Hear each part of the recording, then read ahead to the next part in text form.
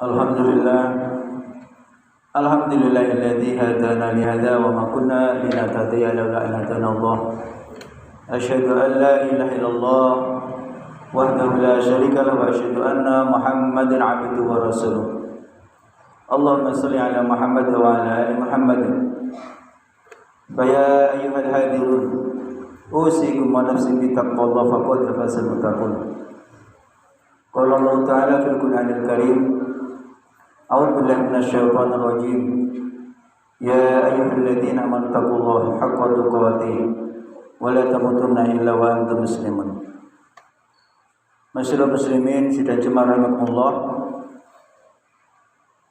Masjid itu didirikan bukan hanya untuk tempat sholat saja. Anggapan kita bahwa masjid itu hanya untuk sholat, hanya untuk pengajian saja. Anggapan seperti itu adalah anggapan bahwa masjid itu hanya tempat untuk munajat, berdoa, berzikir kepada Allah Subhanahu wa taala, dan itu anggapan yang sangat sempit sekali. Padahal fungsi masjid didirikan tidak hanya untuk ibadah dalam arti khusus sholat saja, tetapi ibadah dalam arti yang seluas-luasnya. Maka pentingnya memakmurkan masjid itu di sini, Raja Masani. Memakmurkan masjid itu kalau kita golongkan ada banyak hal. Yang pertama adalah memakmurkan dari segi bangunannya. Itu apa? Membangun masjid dengan yang bagus, memeliharanya, memelihara kebersihannya, memelihara lingkungannya dan sebagainya. Kemudian memakmurkan yang lainnya itu adalah dengan cara memakmurkan ubudiyahnya, yaitu menggerakkan sholat fardu 5 waktu jamaah lingkungan atau orang yang tercatat sebagai anggota jamaah itu 5 waktu sehari semalam. Dan itu belum kita lakukan di masjid-masjid lingkungan kita. Masjid di lingkungan kita itu makmurnya hanya ketika Ramadan. Makmur dalam arti sholat berjamaahnya.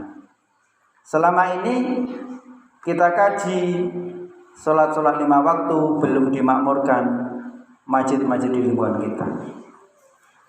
Kita mau berharap pada siapa? Mau pada orang lain? Tidak.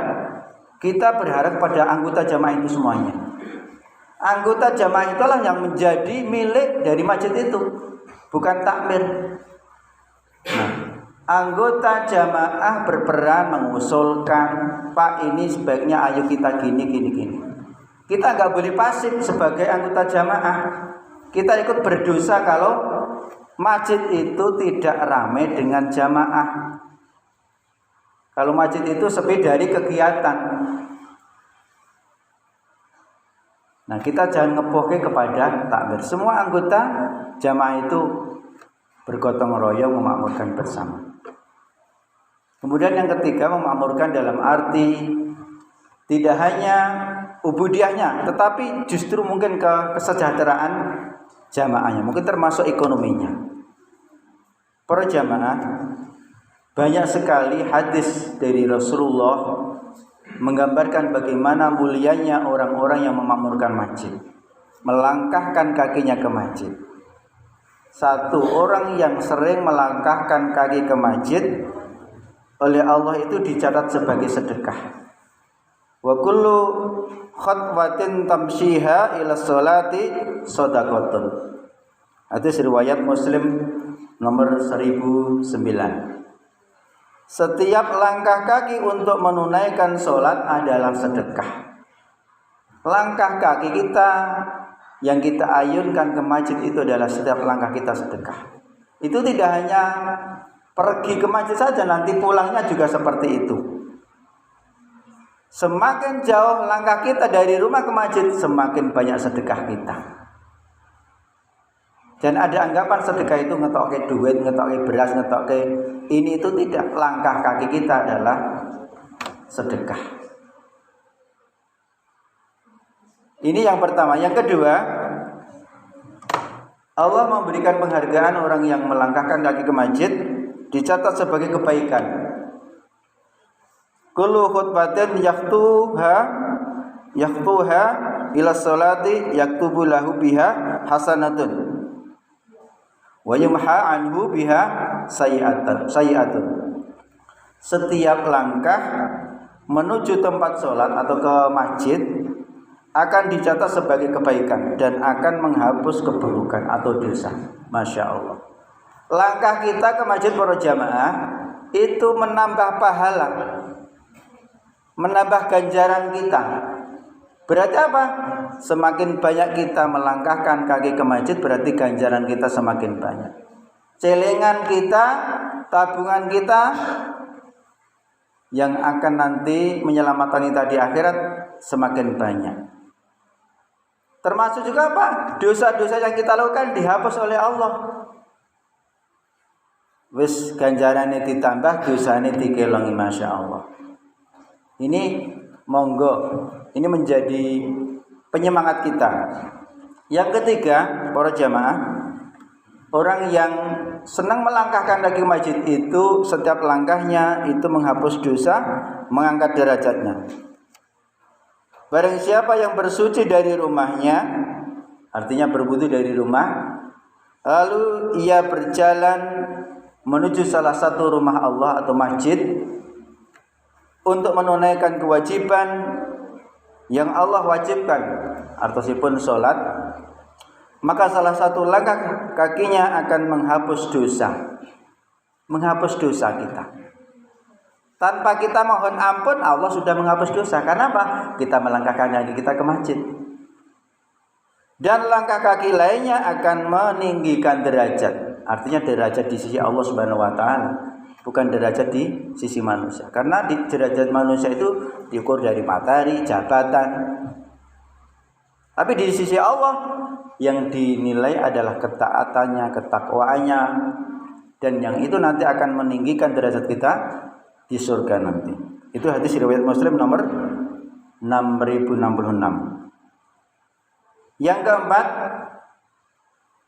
pulang dan pergi itu dicatat sebagai pahala. Hadis riwayat Muslim. Siapa yang pergi ke masjid dicatat sebagai pahala. Tidak hanya berangkat pada jamaah, tetapi pulangnya juga dicatat sebagai ganjaran kita. Bahkan para jamaah sami, tanah-tanah yang kita injak ini besok akan menjadi saksi di akhirat nanti. Dan akan bilang pada Allah, ya Allah, saya dulu diinjak oleh ini ketika orang ini ke masjid. Dan itu akan menjadi pembela kita. Enggak seperti sekarang. Pembela-pembela itu enggak ada gunanya. Hukum-hukum itu udah diinjak-injak. Nah, di akhirat apa?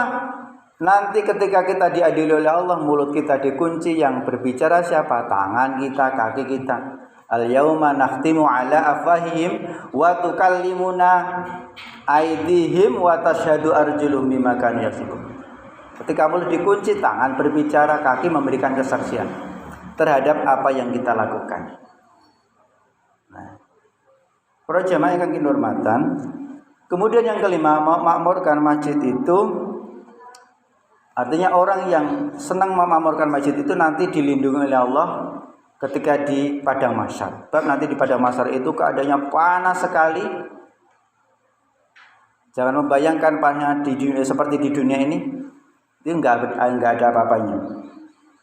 Ada 7 golongan yang akan dilindungi oleh Allah. Salah satunya adalah orang yang hatinya selalu kumandil-kandil dengan masjid. Wa rajulun qalbuhu mu'allaqun fil masajid. Artinya orang itu selalu kumandil-kandil ingin memakmurkan masjid, baik dari segi ubudiyahnya maupun kegiatan yang lainnya. Hadis riwayat Bukhari nomor 6060 dan juga hadis Muslim nomor 1031. Para jamaah,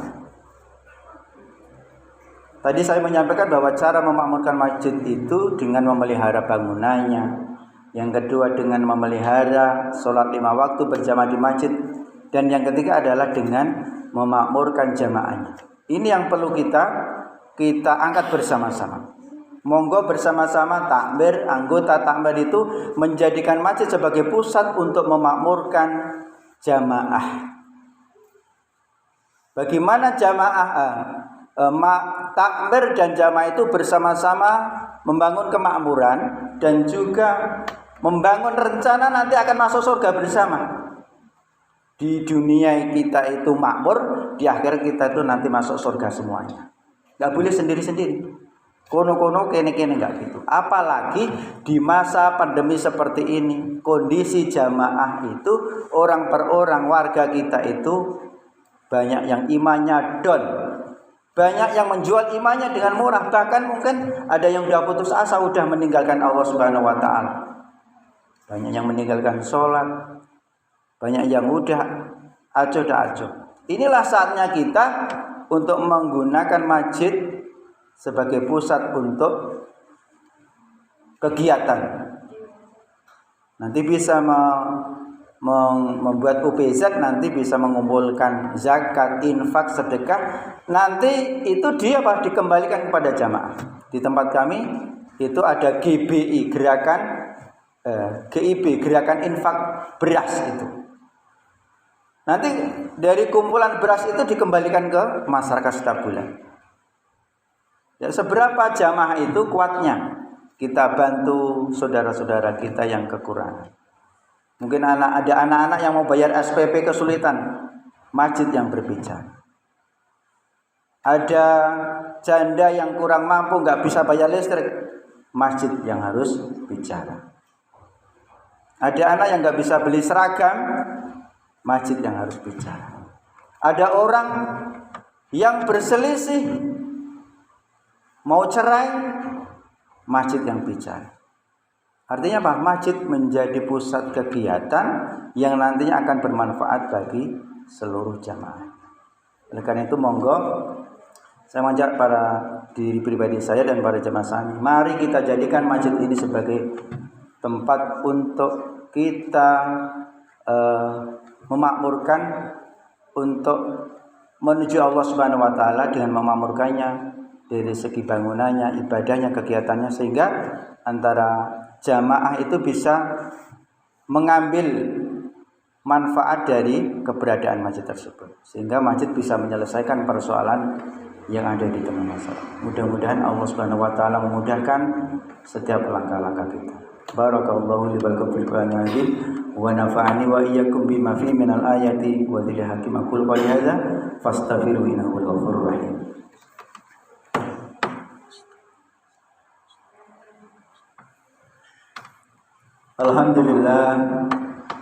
Alhamdulillahilladzi arsala rasulahu bil huda wa dinil haqq liyudhhirahu 'ala dini kullih wa kafaa billahi shahida. Asyhadu an la ilaha illallah wa la syarika lah wa asyhadu anna Muhammadan abduhu wa rasuluh. Allahumma shalli 'ala Muhammad wa 'ala ali Muhammad.